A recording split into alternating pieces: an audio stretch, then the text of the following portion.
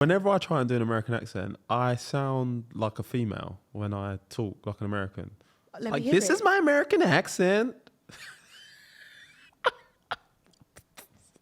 Sounded like a frog, not a female. A frog! An American frog, at least. This is my American accent. What was it? Is that really genuinely like your best impression? No, or I do this one, like, if I wanted to sound like an American, it'd be like a frat boy. Like, Yeah. Sullivan! Yeah! Yeah. Totally, dude. Yeah. No way. Yeah. It's giving Oh my God. Teenage Ninja Mutant Turtles. Yeah. I love it.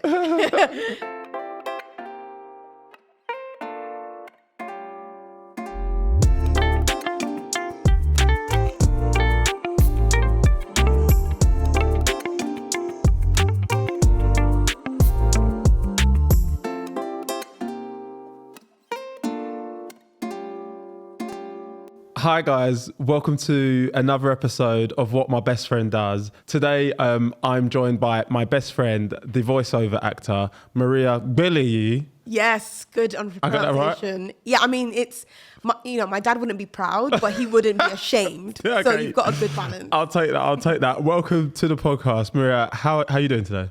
I'm good. I'm so happy to be here. It's a nice day. I'm with my bestie. Yeah, come on. You can't go wrong. You can't, can you? All right. Before we get into it, we like to start with a little icebreaker. Okay. So just a quick question.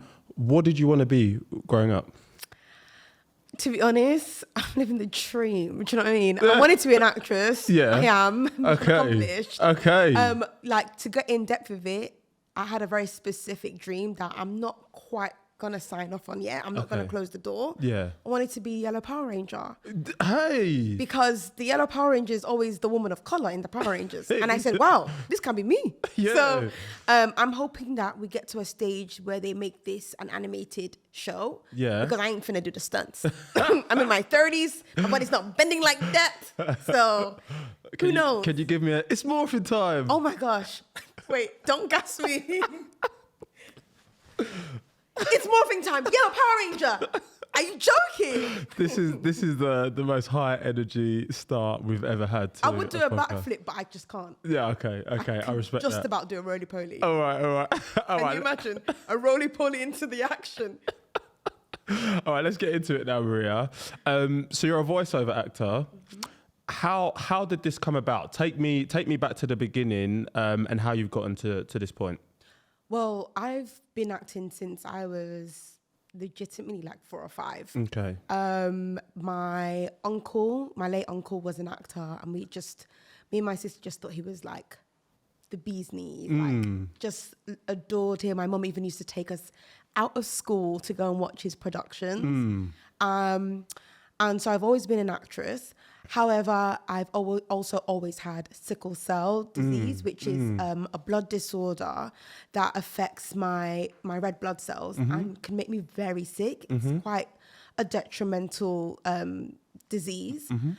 And so even though my love was in theatre and I just loved to perform, over the years as my health got worse, it wasn't something that I could sustain. And like, by the time I got to uni, I just could kind of like, I was doing my drama degree and I just realized like, I can't sustain this. I couldn't do like a theatre show, two shows a week. And then like, do you know what I mean? I just realized like I would be dead to the floor. Yeah, of course. And I'm the kind of actress that doesn't know how to hold back. I'm giving it on stage, especially if it's a comedy and the audience starts laughing. I'm finna act up.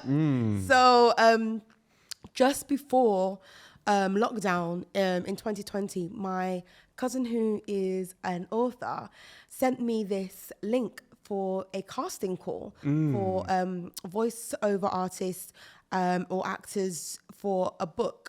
And it was an open casting call. And she sent it to me, and then my friend, who's also in publishing, sent it to me. And the same one? Yeah, and they were like, we think you'd be perfect for this. And I was just like, yeah, might as well. Literally sent in an audition on a day where I had been recovering from a blood transfusion that I do regularly. I literally do them every 6 weeks. And I was recovering from it in bed, and I just thought, I'll just give it a go. Sent it in. Next thing you know, country locks down. But I've been chosen out of hundreds of people. And I know a lot of people that went for it that I was like, oh, they'll probably get it because they've got like the following or whatever, but they just didn't care. And that process was so amazing because they gave me workshops on how to work in that setting, because you can be an actress for film or for theatre, but when it comes to acting just with your voice, knowing how to convey different characters and drop in from one thing to another, it's a whole different ball game. So it was a great thing. So that process for that first job, you said you sent something in. What did that process look like? Was it like just one sentence? Was it you had to read a whole book? What was the role for? Was it a book? Yeah, so it was a book by Dorothy Coomson called All My Lies Are True. And the book basically was written to portray different perspectives. So there were like, I would say 3 main characters: a daughter, the mum, and this other woman. I won't get into it too much. Spoilers.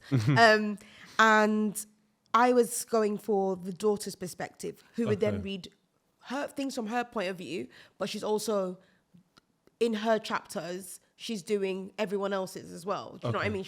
It's not just her mind. It's not just, I'm not just narrating her thoughts. It's her conversation and dialogue with everyone. So I just got a bit of a snippet to read, a sample that I sent in, a recording of my voice, did it on my iPhone. You know, the standard voice recording setting that you've got on your iPhone, sent it in. There was a next stage, which was like a workshop stage where they practiced with you. And I think it was I want to say April 2020, they were like, you've got it, we're going to start. We're choosing you, we want you to meet the author, we're going to send you the full book.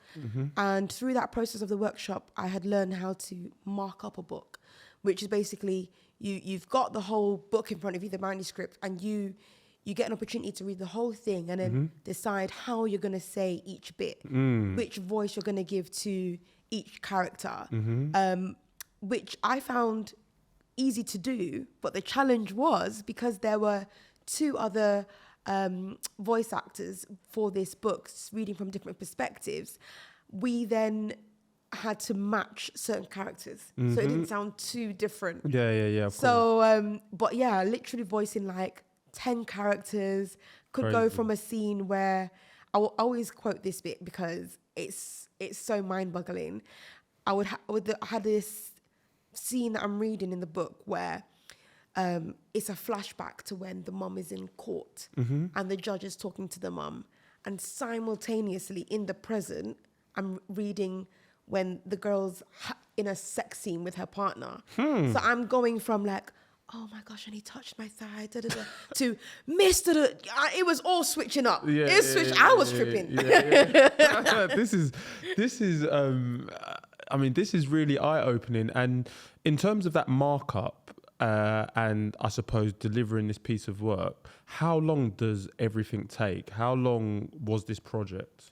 Well, that book, if you were to listen to the audiobook, is about 15 hours. Wow. So I was recording for about 3 days, 2.5. Okay. But the marking up, the prep time for before that, I took my time with, and got familiar with the text.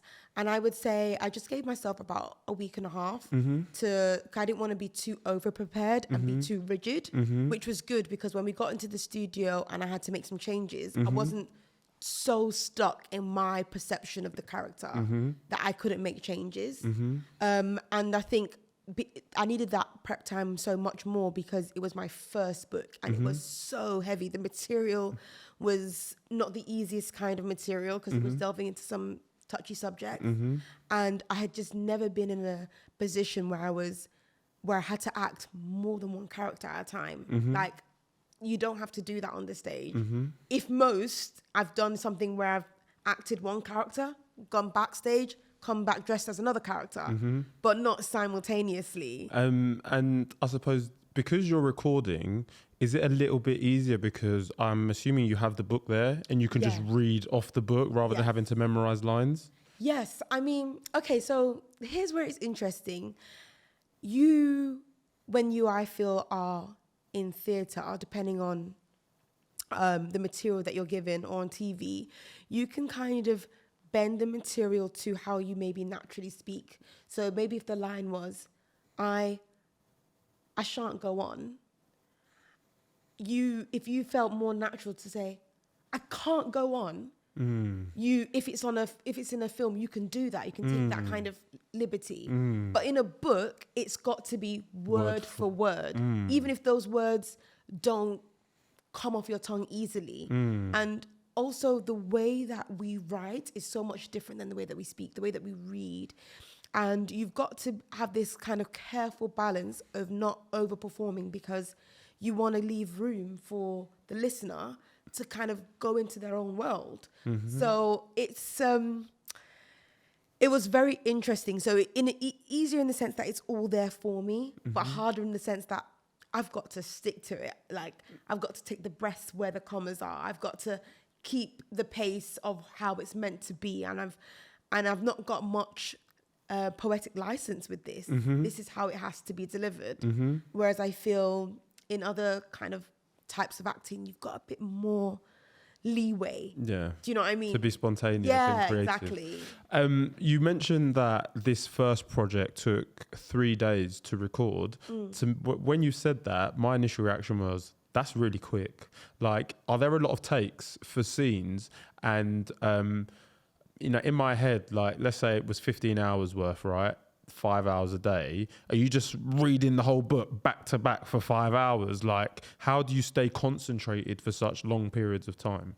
Well, we have breaks. Okay. And you read, and if you fumble, you pick it back up and go again. Your producer might say, let's do that line again, go from this one again. But you just keep reading throughout the whole thing. Usually go chapter by chapter, and like once a chapter's done, have a sip of water, take a minute, dive back in and keep going. But it is, you're reading, you know what I mean? You're reading all day. You'll break for tea break for the toilet, lunch. But yeah, that's it. That's the job. Are you a fan of reading books? I'm a big nerd. Okay. I remember being adamant I wasn't going to take like English literature for an A-level or uni, because I didn't want what I enjoy to be work. Joke's on me. Do you know what I mean? And do you think that, your love for books allows you to excel in the role? Yeah, I definitely think it lends me to have more of a natural talent for it, because I know what it's like to be a reader. I'm an avid reader. I'm the kind of person that literally took a day off school to read Harry Potter, Deathly Hallows. You know what I mean? Like, I just knew I needed to read. I'm not going to concentrate. I need to read this thing front to back. Yeah. You know what I mean? Before there was binging Netflix, for me, it was binging books, and I could just read the whole thing. And I think that does give me like a better perspective, because I know the kind of person I'm reading for. I'm reading for someone that loves books, but maybe doesn't have the time to sit and thumb through it all, and wants maybe a bit of assistance taken into that world without having to see it played out. So there's still room for their imagination. So I think that does make it easier for me. And I think even just from being the kind of person that would like read out loud stories to my brother growing up, I think that's definitely helped me when I've moved into like kids books, because if you've got like a little nephew or niece, you've got to do the voices, or else you're just dead. Like, do you even care about me? Do you know what I mean? No, I do. And with all of the theatre and acting that you did growing up, I know that you said that you kind of had to stop it. But do you feel like the skills you learn as a youngster have also equipped you with the tools that you utilize when you're doing the books and the various voice acting? For sure. I'm someone that thinks there's no such thing as like a wasted experience. And I think everything in my life has equipped me for this job that I do, because, voiceover acting is not just audiobooks.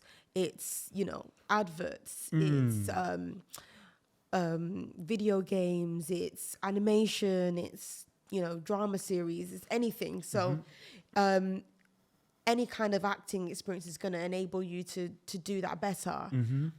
But specifically when it comes to books, yeah, I definitely think it gives me more confidence in being able to myself decide who a character is and round it out so that I can stay tapped into their voice. Because I'll be honest, you know, recently I was recording a book where 2 of the studio days were like a week apart from the last one.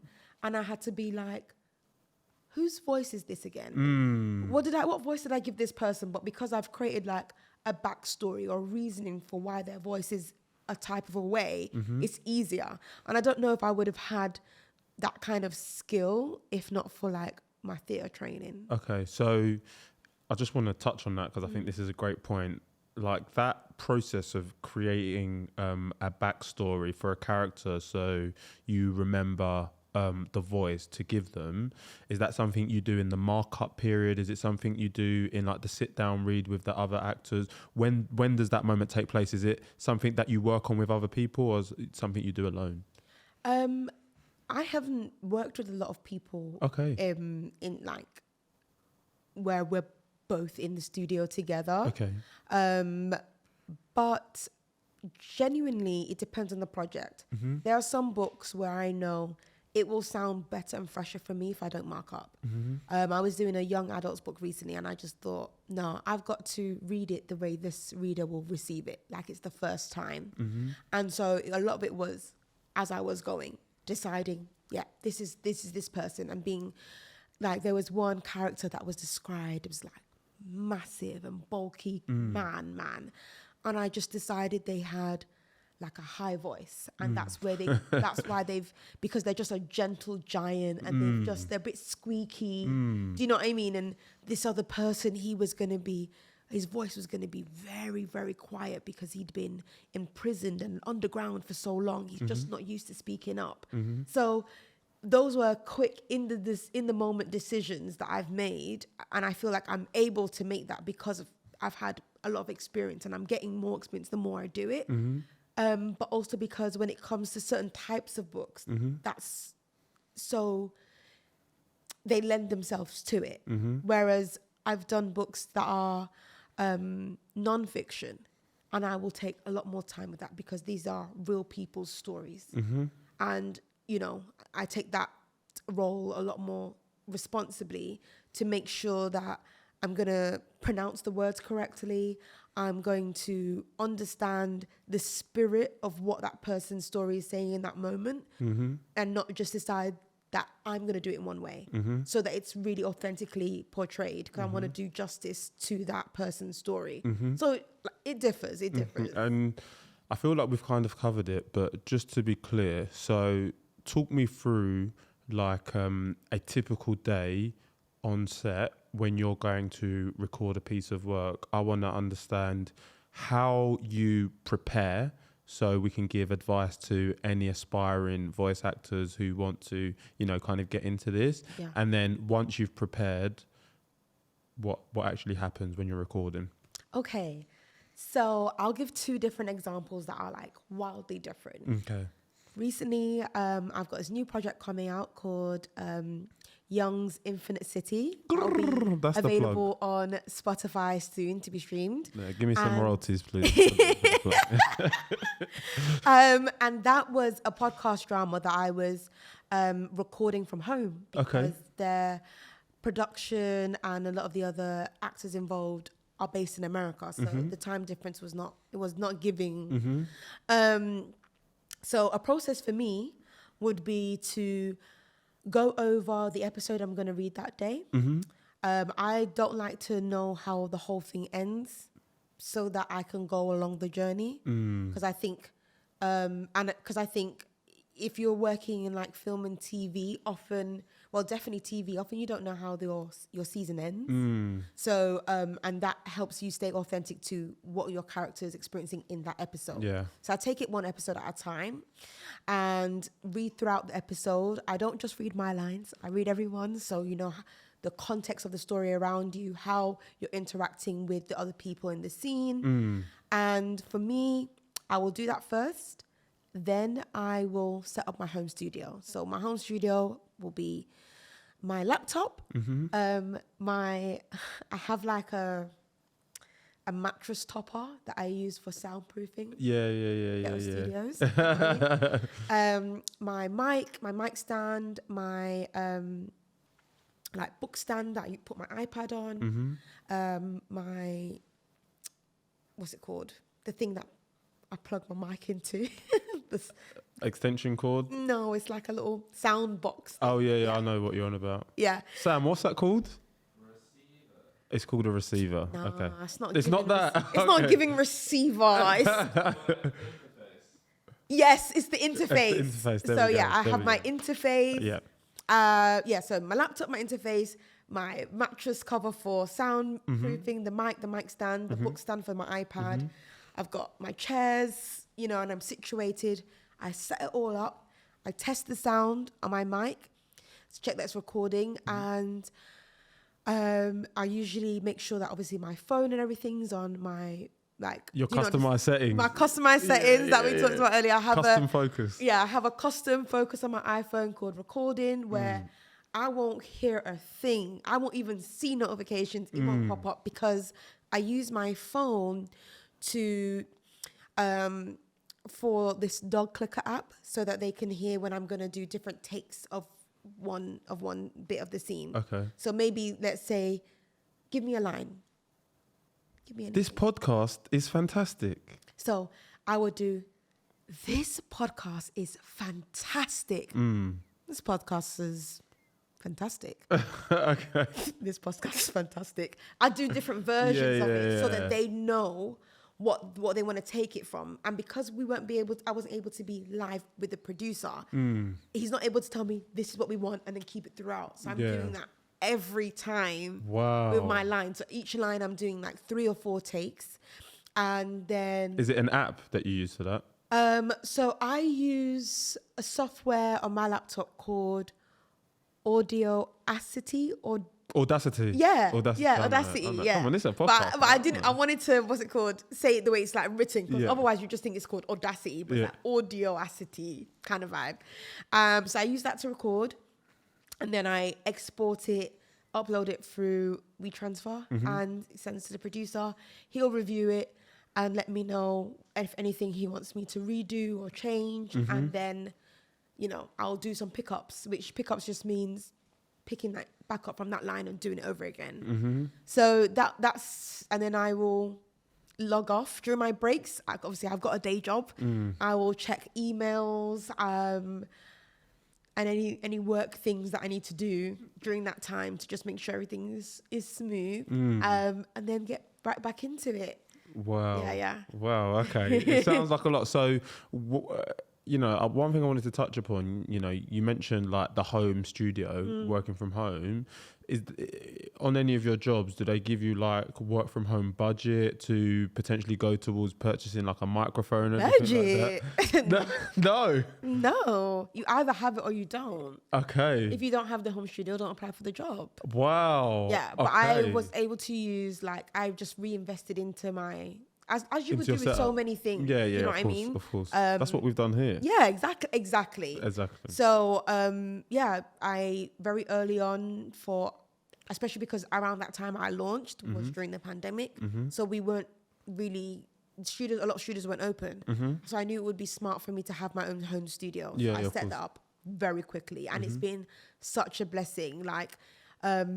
Another example, like I said, I'll give you 2, is like when you're going into a studio, sometimes it would really depend on the publishers or whoever you're working with. How much in advance are they giving you the material? I've literally been given something the day of, so I'm not going to mark it up, am I? But if I'm given something with advanced time, I'm going to be able to do that. And in that case, if it's something where you've not been given a lot of prep time, sometimes they come not even expecting you to have your own iPad or anything, so it might just be there in that moment. So I've had experiences where I'm working with other people. We will go in We'll all be situated in front of our mics. Say hi, get to know the producer, which I think is so key when you're doing voice acting. Someone once told me when that half the job is just establishing that working relationship with the producer because it's just you and them. Okay. And so, you familiarize yourself, you're all good, you get your iPads, you get out any questions about pronunciation, you give it a little cursor over pronunciations, accents, you get all that squared away. And then they let you know, guys, when you're ready, and you just start recording. You just do your thing. Just do your thing. Okay, I think there's a massive takeaway from what you've just said there about getting to know the producer. You just kind of said it like, it's just a big thing. Just make sure that you really know your producer. But we need some oomph behind that. Okay. You better grab your producer and give them a big hug. Find some common ground. Understand how they like to work. Make it clear how you like to work. Find something there so that it's not just so, we're in, you're here, I do this and do that. Do you know what I mean? I was in my last recording session. It was an interesting dynamic because I had different producers, different days I went in. But I was able to create like a bond with them all. They were all really nice.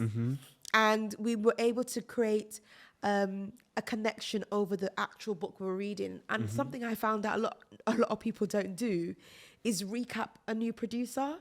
But I was thinking, you can't just be joining in chapter 7, don't know what's going on. So I'm giving it the recap, like, okay, previously on, like, before we start. So you recap So would the producer not know what was going on? No, wow. It's not their job to read the book. Do you know what I mean? So just so that they can feel a bit more connected to the work and feel excited, I was telling them, okay, so this is what is happening so far. This is what I think, I think this person's the bad guy, da-da-da-da. And I was shocked to hear that that's not something people do. Okay. And I just think, they've got to be... But this is what sets you apart, right? Oh, well, I hope so. So just another key takeaway for the listeners, right? If you're dealing with multiple producers, make sure that you're giving them the recap, is what you call let them feel as involved. Invested. Because, often, and I'm sure Sam will tell you can work with so many people in a day, in a week. It can blur together. Try to make it enjoyable for them. And, that could be talking about the book or talking about other projects. Find something to connect with them. And be honest, be transparent with your struggles. If you're like, oh my gosh, we're going to come up to a bit that's a bit hard to read, or can we take a break before we do this bit? It gets a bit deep. Or, do you know what I mean? Communication. And I know we've spoken a lot about preparation. Are there any like breathing exercises or anything you got to do? Because do you remember High School Musical back in the day? Sharpay.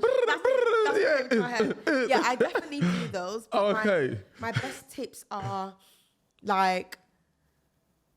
Google Sharpay and copy. This is a hard one, especially for you out there who love a little...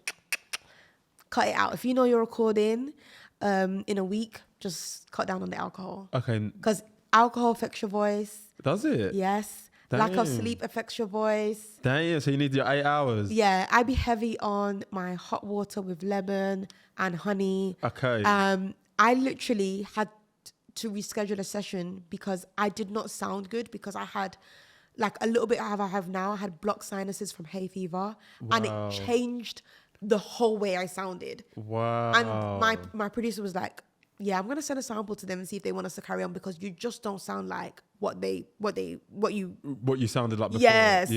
And it was like, they were like, and also I'm concerned with you because you basically can't breathe, because I was like, and then I was going in because I was that blocked. And it just happened to be the highest pollen day at that time, like it was on the news. So they were sympathetic. So would your advice there be, because I know there's probably going to be actors who are like, I need to work every day, I need to just show up. Is it be yourself and be open and honest, right? Because if you don't sound good, maybe that's going to affect you being called back, right? So if you're struggling, to your point, make sure you let them know and reschedule the session, because you want to make sure you're delivering the top quality goods. Communication, transparency, I think is always key in any professional workspace. That's a fact. And I just don't think that changes just because you're doing something creative. I think a lot of people have a different concept of how they should act professionally if they're in a creative workspace. But you know, you show up on time, you communicate, you know, if you're going to be late, you email ahead, you call ahead, like all of those things matter and people care about that because it's someone's time. And as you know, like studio space is not cheap. This is someone's, you know what I mean? Damn, I know that. Damn, it hurts. No, I'm joking. So, and I was happy to continue, but obviously they said we prefer you to come back. Yeah. So you know that's fine. We communicated, and it was fine in the end. Okay, great. There's two directions I want to go in, but the first direction I'm going to go in is so you've mentioned like the different roles that you've kind of portrayed. A lot of it sounds like it's been in books. What is your favorite type of voice acting? What is your favorite type of role, and why? Oh, do you know what? My partner just asked me this like the other day, and I had such a long-winded answer. So let me try and make it short and sweet. I love acting. Anything that pays. No, I'm joking. No, but truthfully, I just love acting. Okay. So anything that allows me to flex that, I love it so much. The reason I have a lot more experience with audiobooks, and I love that feeling. Starting a book, finishing a book, it calls to something in my inner child. Yeah. But you know, my latest experience with this podcast drama was the best. Okay. And I would love more of that, and that's more into what I want to get into. I want to get into animation. You know, that's the dream. Like little Disney and that. No. It's giving DC animated universe. Okay. So you know want to be in oh my God, what is You it? don't know anything. Ooh, You're not a it's called Mr. Who or something like that. You see, you're not. Isn't that what it's called? Oh, okay, damn. I'm just going to be quiet so that you don't get just- cancelled. Do you know what I mean? Mr. Who? Who's that? Do you know Who what said I'm it? talking about though? The DC universe where everything is like flipped on its head. So Who is Mr. Who? What comic have you read that in? You haven't. no. I haven't. You're thinking of Doctor Who on BBC? I'm not. Doctor Strange? It's called What If. That's what it's called. Oh, It's called What If? That's yeah. Marvel. And that's where you messed up. Oh, sorry. Okay. The disrespect. What if? Yeah, I would have. We're gonna need some magic done in the post. No. Keep that in. Keep that in. He don't know it. Okay. He don't know it. He's not a fan. Okay, Comic-Con, don't come at me, yo. Comment below if you're a Marvel or DC head, or if you're a bit of both like me. No, something like What If would have been amazing. Okay. You know, anything like that. I would say as far as animated movies on series go, DC have it hands down. Okay. Like they're legendary for it. There was an actor that actually just passed away recently that was known for his portrayal of Batman. Oh, and really? he was just chef's kiss. So yeah, for me, that's my goal. You know, we know so many, we may not know the names of many voice actors, but we know their voices, and they've been with us throughout our whole childhood, whether it's Simpsons, whether it's Rugrats, but, you know, whatever it is, they stay with you. You know, and I would just love the opportunity. Okay, that's sick. You've kind of just answered this question, but I'm going to ask it explicitly because there's a follow-up. What would you say the most rewarding aspect of being a voiceover actor is? I think for me, it's the fact that I'm genuinely living in answered prayer. Beginning of 2020, I prayed and I said, God, show me a way that I can get back to my craft, my passion of acting in a way that's sustainable for my health. And then this came. And I love it. There's not any form of it that I don't like, whether it's an advert, whether I'm doing a corporate video. It doesn't matter what I'm doing. I love it. I can see it in your face as well. It's so good. And it's nice to be able to exercise that creative muscle and know that you're doing the thing that you're gifted at. And getting better at doing it because you're doing it regularly. Mm. So, I mean, yeah. Just all of it. All of it is the I best. just love it. Oh, I love it. Okay, I so- love auditioning because you're like, oh my gosh, am I gonna get it? Oh, I didn't get it. Oh my gosh, they liked me. They'll keep me in mind. Like whatever. Oh, I got it. Like oh, I'm setting up my home studio. I love it. Oh, I'm going into the studio. I love it. I love meeting new people. I love not having to meet anyone and doing it in my pajamas. Like there's no lows for me. All right. Well, this is going to make the follow-up question harder because what is the most difficult or most stressful part of the job? Okay, I think it's the fact that people are only now like embracing voices of color more. Oh, really? Yeah, this was a whole thing during 2020 after George Floyd, where non-actors of color took a step back from some of their roles in animated series and said, you know what, I'm voicing a person of color in this series. So typically it was white people before George Floyd. Wow. Yeah, and I'm gonna not do that anymore. So that actually happened on a show on Netflix, Big Mouth. I don't know if you've watched that before. I haven't. Oh, it's a funny show. But there was a character. She was a black girl, half Jewish, half black, and they had a white woman who is I don't know if she was Jewish or not actually, but she's white who voiced her, and she said, this is wrong. After that, she was like, this is wrong. I'm not going to do it. I'm going to leave so that someone who should have that role has it.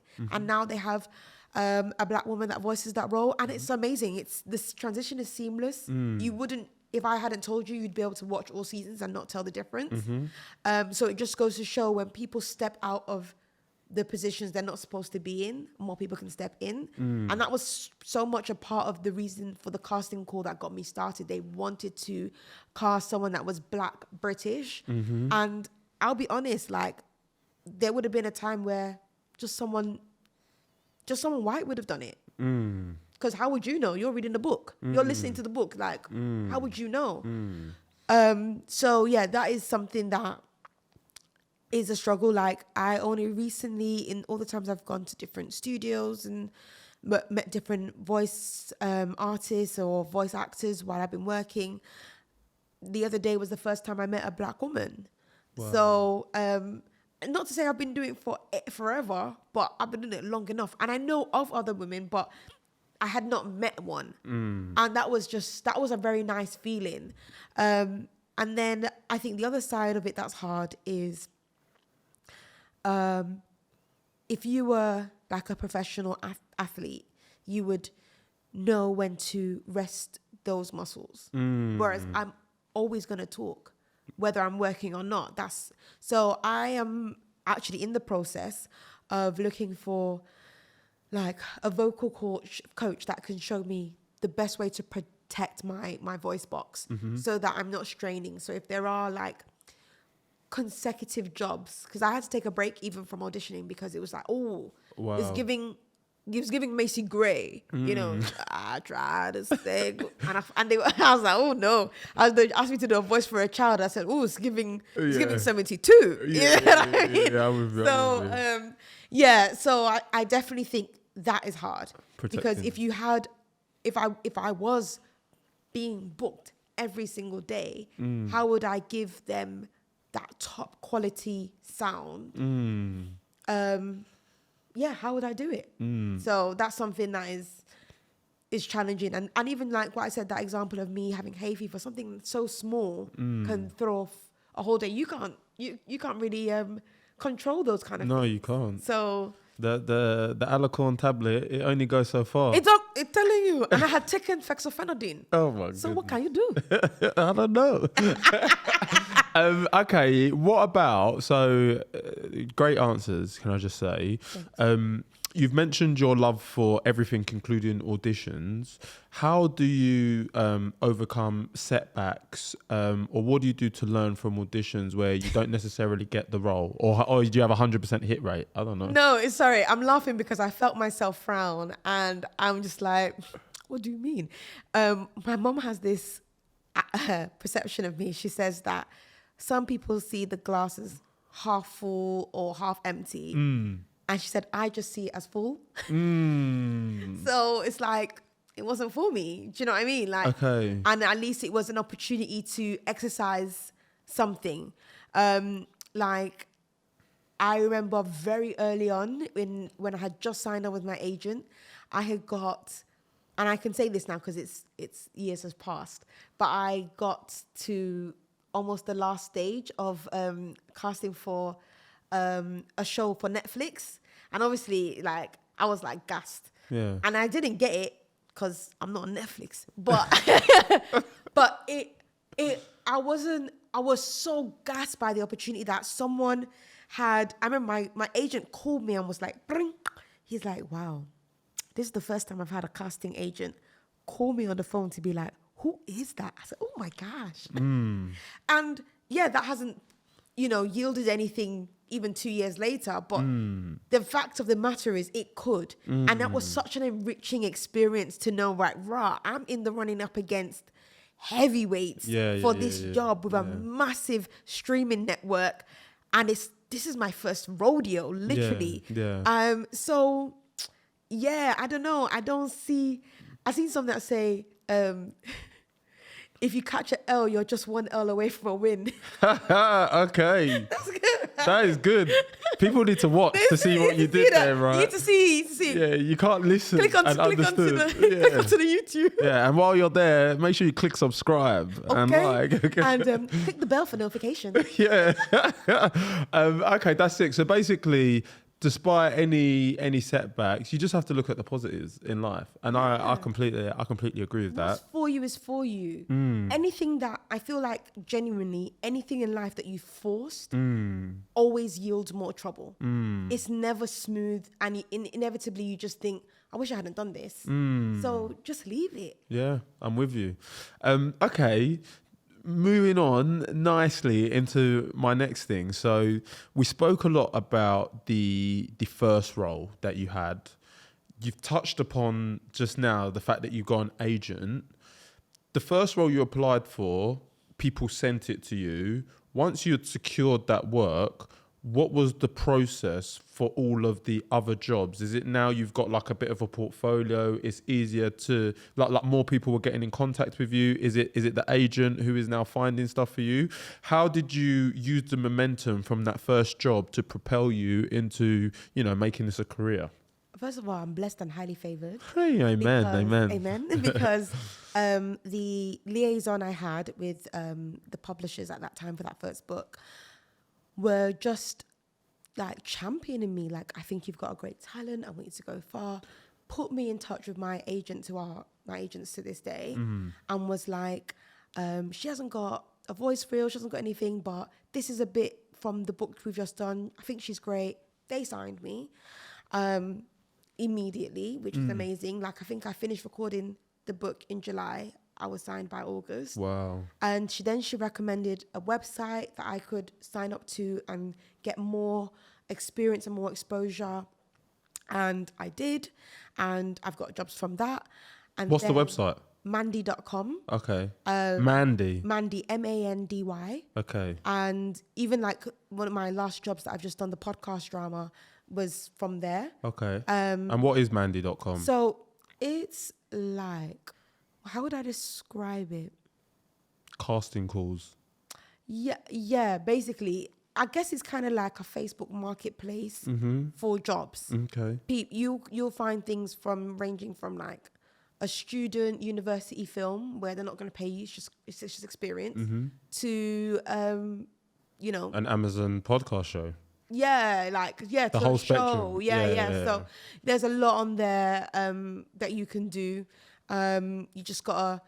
The only thing I'm not best at is like updating my credits, because that is a bit of a long process. You've got to like go back to the people you just work with and say, I'm going to send you an email. Can you verify that I've done this job? And it can just be a bit long. I was also blessed because a friend of mine, shout out to Adi Alpha, amazing actress, producer, extraordinaire. She's amazing. She put me in touch with, shout out again to Kwame. Kwame Augustine, he's a voice actor, and he just took me under his wing. And it was at a point where I had to negotiate my fee for an advert. And I was like, I don't know what to do. Do you know what I mean? I don't know because if they give me £5, I'm happy. And he was like, I love this game. I'm going to show you how to do this. And just championed me, and then put me on to another shout out, 4C Voices. And they do voice reels and masterclasses. And I went there, did my voice reel with them. And they also, if you follow them on Twitter or Instagram, put out casting calls, because they're also an agency. 4C Reels. 4C Voices. 4C Voices. So they put out things for, casting. So because of that connection and doing my voice reels with them, I've had other jobs as well. I've had the pleasure of working with BBC. Wow. Because of that was just something I saw on Twitter and thought, oh, I'm on holiday, but I can shoot off a quick one. And next thing you know, I'd got it. And so I've had these amazing opportunities. But I will say, particularly for things like Mandy, you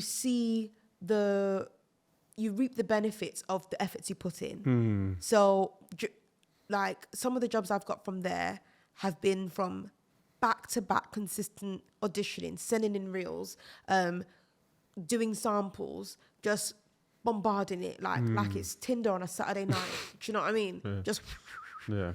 And it's been amazing. Yeah. It's been amazing. So I have obviously peaks and troughs if in my day job, because I work as a freelance administrator and social media branding consultant. So if in my day job things are getting a bit busy, I take a break from it, and I will only submit what my agent sent to me, instead of going out and fetching work. But if I know that I've got bandwidth, then I will be fostering up more jobs. So I genuinely believe it's something that the more you put into it, the more you get out of it. But that, again, like I say, is like with anything in life. Okay, fantastic. My next question, I know you said you don't work with too many people, but from the examples you've given, it sounds like you've spoken to a lot of different voiceover actors. What is a common skill amongst all of the voice actors that you know? I think the best thing that Kwame said to me was, only you have your voice. Sometimes you can focus so much on doing this accent or changing your voice in this way or that way. You have your voice. And I think such a great example of that a lot of people would be able to connect to is Family Guy, Meg. That is just Mila Kunis's voice. She's not changing her inflection in any way. That's how she sounds. And that's what you hear and think, yeah, that's Meg. Yeah. So value what is just purely yours and lean into that. You want people to buy in for you, for what no one else can give. So yeah, that's definitely been the common theme. And then what do you think has made you successful up to this point? Oluwaseun. It's God. Okay. I can't take credit. It's God. It's God. Okay. But it's God. But I'll also always say, when prayer meets action, you see results. So, like I said, I've always seen more results when I'm working hard, when I'm putting in auditions, when I'm hungry from work, when I'm networking, when I'm meeting new people, when I'm putting myself out there. That's when I find opportunities. Yeah. The harder you work, the luckier you get. That's what they say. I'm telling you. And it's very much facts, but also working smarter and not harder. Knowing which jobs I want to put that energy in. Like knowing my value and my worth to be like, if this is going to take a week prep, 3 days recording, is it something that is going to be a benefit for my credits to have? Is it something that I'm going to enjoy doing? Is the money worthwhile? And I think I'm at a point in my career where I can be like, no, thank you. Okay. Where I can genuinely say to my agent wanted me to do something, and I was like, oh, do you know what? Nah. It's just not going to be, it's just not going to happen. To know to balance, you know what I mean? And know that people will, if they really want you, they'll wait for you. I had a great opportunity of working with Cambridge University, doing their, like, the voice for their prospectus or whatever. No, it's actually for like the ELT, their oral exams, when you're learning English as a language.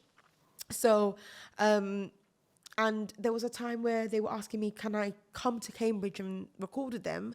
I was on holiday. I was going to be on holiday.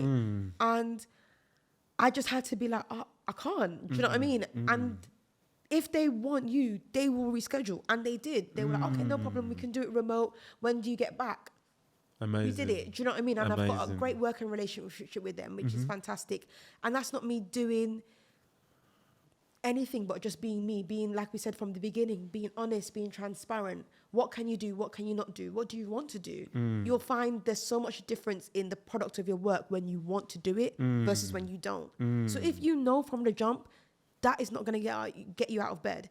That is not going to be the thing that you start sitting in a steam room for 2 hours, clearing up your sinuses so you can go and do this job. Just leave it for someone who will. Do you know what I mean? Right, it's facts. Big facts. You mentioned the fact that you got an agent and the agent helps you find work. One thing I've always wanted to know, if you're sourcing your own work on Mandy and whatever, does the agent still get the percentage fee or no? You didn't do anything. Okay. If I work for it, I get all the money. Okay. I don't even have to tell you. Okay. Yeah, it's none of your business, to be honest with you. Yeah, facts. Okay. But what I can't do is if I've done a job with someone that my agent put me in contact with, I can't do more work for them without my agent. Because he plugged it in the... Yeah. Or they plugged it in the first instance. So, but if it's like a contact that I've organically got without my agent's assistance, then yeah, that's all me. Okay. Yeah. Sick. Do you have any productivity hacks? And I suppose from a voice actor standpoint, like, is there something that allows you to get into character, like snap into character immediately, or change between the characters at a whim, or any kind of productivity hack? You can say no. I'm really trying to think. I think one thing that is to challenge myself, to say, you're going to do 5 sample auditions today. Or, okay, you've got a busy day today. You're going to find 2 auditions where you can just send in your reel, and you're going to do that. You're going to, do you know what I mean? It's to set goals and lists. I'm someone that likes to tick things off. So doing that, in terms of that side of things, is a productivity hack for me. Challenging myself to say, in this month, we want to see this. Okay, you've booked a job for this month and this month. We're in a new month now. What job have you booked? That's a productivity hack to challenge myself, because I like to rise up to a challenge. The other stuff, I would just say, for me, I consider everything research. So if I'm watching TV, technically I'm working. I hear that. And we might have touched on this before, but once again, just to be unequivocally clear, for anybody who's trying to get started in the sector, what would be like the best bit of advice you have for them? I would refer you to take a masterclass or a workshop. Like I said, 4C Voices do that, and they're really good. It's not as simple as it might seem to just, speak into a microphone or read a book. There's a lot that goes into it, so don't underestimate the work. And if it is something that you're passionate about, practice. Sign up to something like Mandy or Casting Call, or whatever it is. Send in auditions. Practice. If you're good at social media, posting reels, practice your voiceovers on there. That's a lot of the times how I plug myself. I've had people reach out to me because they've heard my voice on a reel and they liked what they heard. Really? Yeah, I've had people to reach out to me on Twitter. So damn. Whatever you're good at doing, do a lot of it and make it intertwine with the voice acting you want to start. So if you're good at sending emails, email all the agencies, email with a rough cut of your voice, email publishers with your voice, reading a book from their roster. Like, if that's what you're good at, if research is what you're good at, research the best equipment to have, like whatever it is that you're blessed in, find a way to channel that into this pursuit of voice acting, and you will find success. Amen. A couple more questions before we get into the quick fire round. So excited. This has been a fantastic conversation, by the way, Maria. Thank you. I hope you're so going much. to pay me in lozenges, because like I said, this is my craft. all right. You know, but the way my bank account works, It's I set up. got the You know check what? in and Yeah, the but savings. you know what? These days, honey is not cheap. So Yeah, if you can contribute. Cost of living. Living. So, you've spoken about how you're forever learning. How do you keep your finger on the pulse, and how do you improve as a voice actor, pick up new sounds? Pick up new sounds. I don't even know what a voice actor, how you add things to your arsenal. So I suppose that's the question. How do you equip yourself and make sure you stay at the top of your game? So one thing I try to do is practice what I'm already good at. Okay. And the second thing, like I said, I try to research how, like at the moment I'm looking for a vocal touch coach to improve how I'm using my voice just when speaking, even in general. I'll be investing in the second half of the year. I'll be investing in accent lessons, because Wow. I can do an American accent, but I want to be able to do specific dialects. Do you know what I mean? And I want to be able to do like a South African accent that I can do kind of, but not all the way. Yeah. So just broadening what I can do with my voice. We're quite lucky being, I think, British. We, especially Black British, grow up on a lot of American TV, and it lends us to that accent quite well. And as we know, like, we can get jobs out there. So, if I can really get down 3 regional accents, that's a goal of mine. Okay. Not just like, I can be American generic. No, like, can you do Massachusetts? Can you do you know what I mean? Like specific. Damn, I couldn't do that. No, but you could. Yeah. Do you know what I mean? A lot of our regional accents here lend us to those over there. Whenever I try and do an American accent, I sound like a female when I talk like an American. Let me Like, hear this it. is my American accent. Sounded like a frog, not a female. A frog, an American frog at least. This is my American accent. What was that? Is that really genuinely like your best impression? Or I do this one, like if I wanted to sound like an American, it'd be like a frat boy, like Yeah. Sullivan. Yeah. Yeah. Totally, Period. dude. Yeah. No way. Yeah. It's giving. Oh my God. Teenage Ninja Mutant Turtles. Yeah. I love it. But yeah, that's definitely what I want to do. So for me, I'm researching the areas that I want to go into. So for me, it's animation and games. I want to conquer those.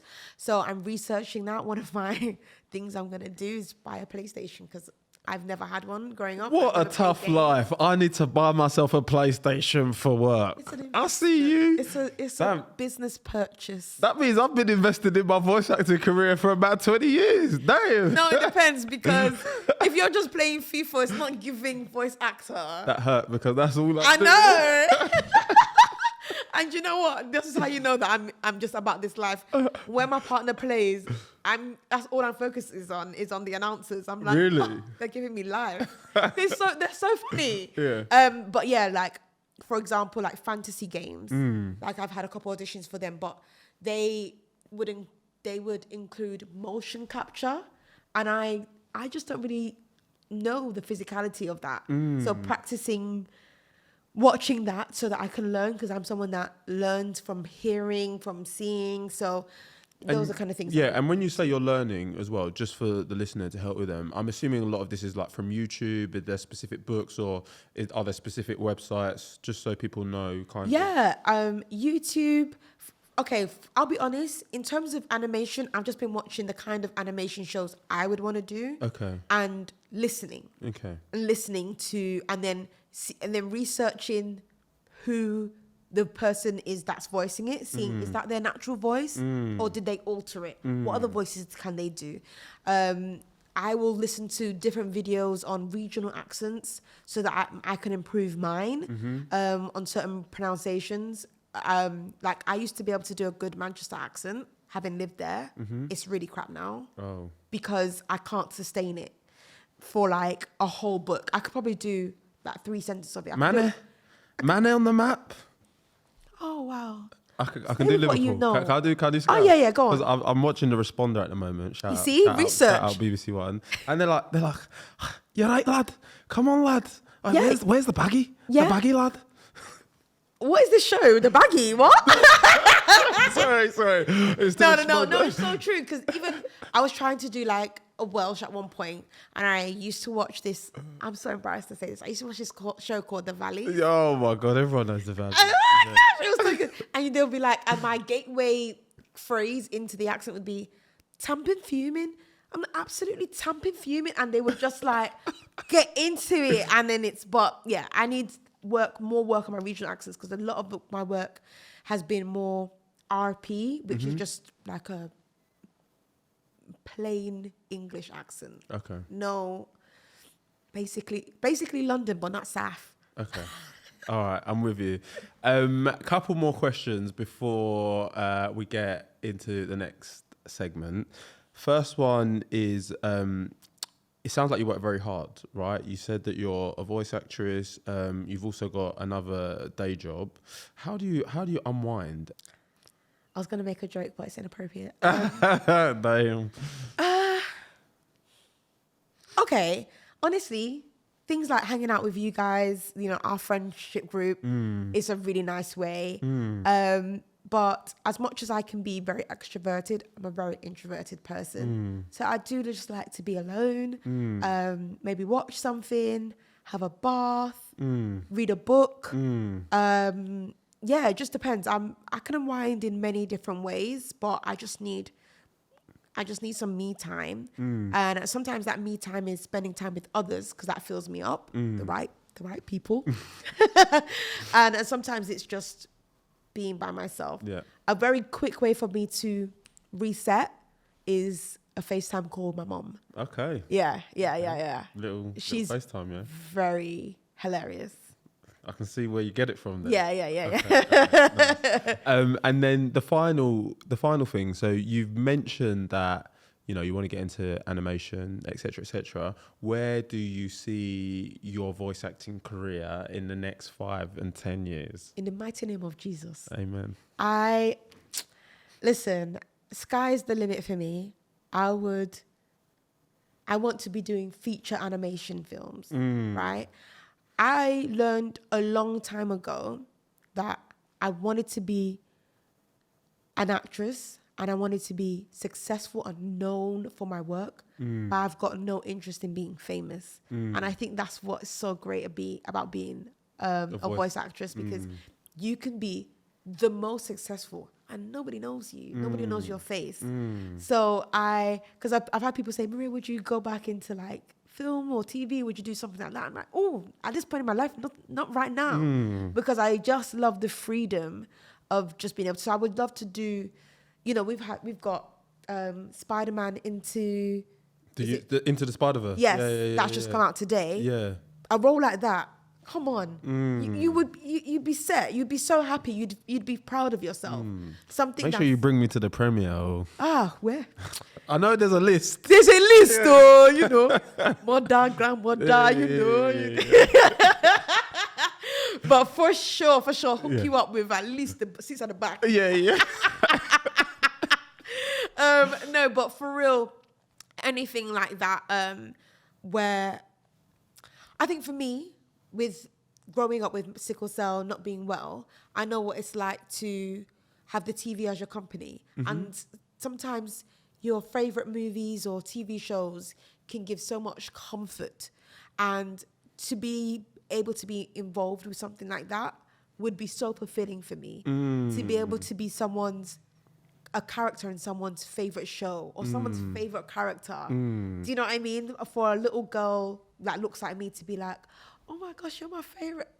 And not knowing it's me, but to be like, that character's my favorite. They're strong or powerful or whatever. That would be amazing. And I love this idea that I could have an opportunity to do a role that if it was based on how I look, I wouldn't get. So maybe I would love like, and I feel like I used to be scared of saying this, but I really want it. So I'm going to say it. I would love to be like the voice of Wonder Woman, who we don't see as a black woman. That's not her character. We tried to change Ariel black. Everybody started losing their minds. I know. Everybody started losing it. Oh no, she can't be black. She can't be. She's not real. And now there's Wonder Woman, but they will lose. They will lose it. So, but the idea that I would be able to tap into something that in this world, in live action, wouldn't allow me, that would be it. That's where I see it going. I see me being able to make my dreams come true. Maria, just thank you, man. This has been enlightening. It's been inspirational. It's been funny. It's not even over yet, by the way. Well, I have a question for you. Is that okay? Yeah, sure. Where do you see this going? This is your amazing new podcast. It's grown in so many ways. You've leveled up. Where do you see this going in the next 5 years? Wow. What is your plan for this? Wow. I never expected to be asked it live on air. But seeing as you've asked, where do I see it? Well, obviously, there are a lot of podcasts that I look up to at the moment. So I'd say the top 3 are, My First Million. Second would be Diary of a CEO with Stephen Bartlett. And third would be, like the Joe Rogan podcast.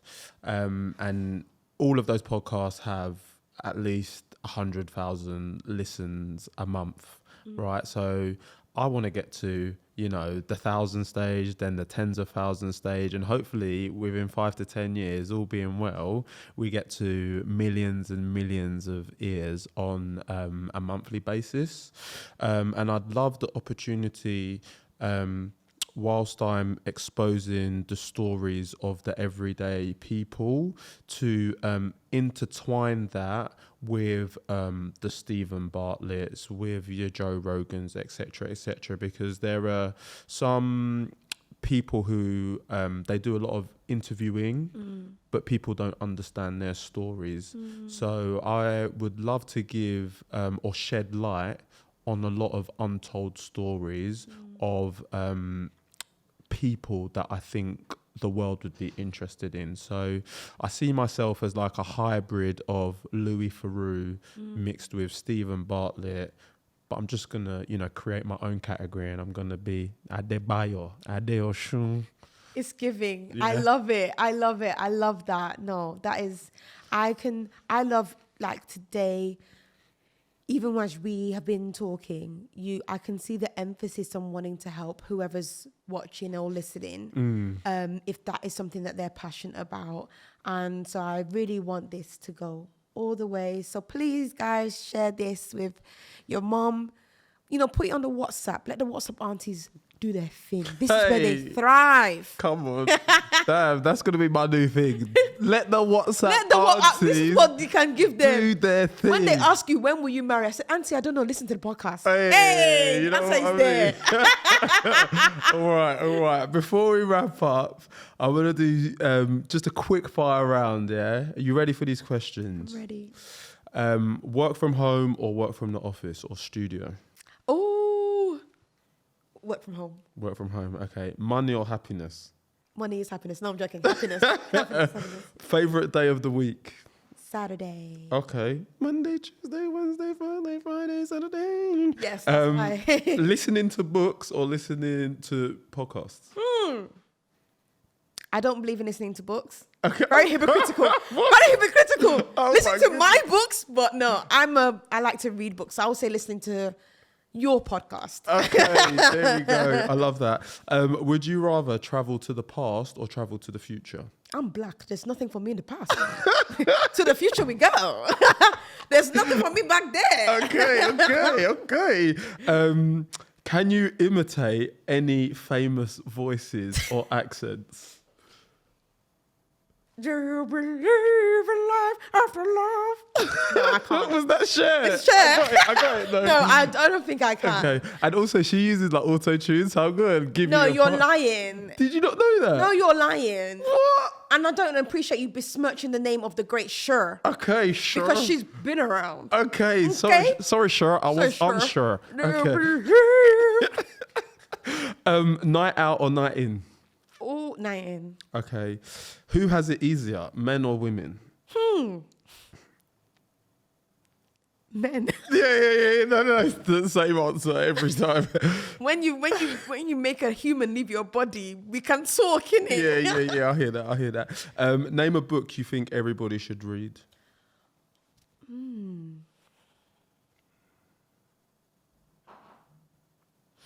This is gonna be so corny of me, but it's true. The Bible. Oh, I thought. Do you know what? I don't mean to like throw away from that. I thought you was gonna be like Harry Potter and the Deathly Hallows. No, that was a great book. But honestly, I think there's so many books that take up on similar themes from the Bible. And like, I'm a big fan of C.S. Lewis, and he's a Christian author who wrote the Narnia books. And they're all like another way of talking about the Bible. So might as well just read the source. You know what I mean? I hear you. And then finally, are you listening to any good podcasts at the moment? Oh my gosh, there is a really good one that's coming out. It's a revamped podcast. It's by this amazing young black man talking to people. I believe it's called What My Best Friend Does. Come on. I love that. Maria, this has been such an amazing conversation. I don't know if you know, but we've actually now got a closing tradition on the podcast. Oh my days. So, are you ready for it? Yes, come on, tradition. Knowing what you know now, what advice would you give your 16-year-old self, and would you still be doing the same thing? This is such a great question. Like, my first instinct is that I would say, do it sooner, right? But nah, I would just say, worry less. Yeah, that's what I would say to my 16-year-old self. Worry less. Like, the future comes to you regardless. You don't have to chase after it. Like what I've said earlier, like what is for you is for you. Like, just listen to the voice inside you, like follow the word of God, and like I truly believe the word when it says that if you focus on him, all of the desires of your heart Will be added on to. You know it. No, speak up, say it. It will be added on to. Come on. It will be added on. So, and I genuinely have experienced that in my life. That the closer I have pursued God, the closer our relationship is, and as more I deepen my love for him, all these other things that I used to fixate and worry about, they just come, and they come so much easier than they were before. So yeah, that's what I would just look into my young face and say, just worry less, because it doesn't add anything to your life and it doesn't change a thing. And you'd still be doing the same thing with it. I'll be doing it well. Maria, that brings us to the end of this episode. I've said it a million times. I want to say it one more time. Thank you so much, guys. This has been another episode of What My Best Friend Does. I've been your host, Bio. Over and out. I'm so proud of you. Yeah, I'm proud That of you. was so good. That's it. We got it. We got it. It's a wrap. Hey guys, thanks for tuning in to this episode of What My Best Friend Does. Please make sure to like, share, comment, follow, and let me know, what other professions do you want to hear about?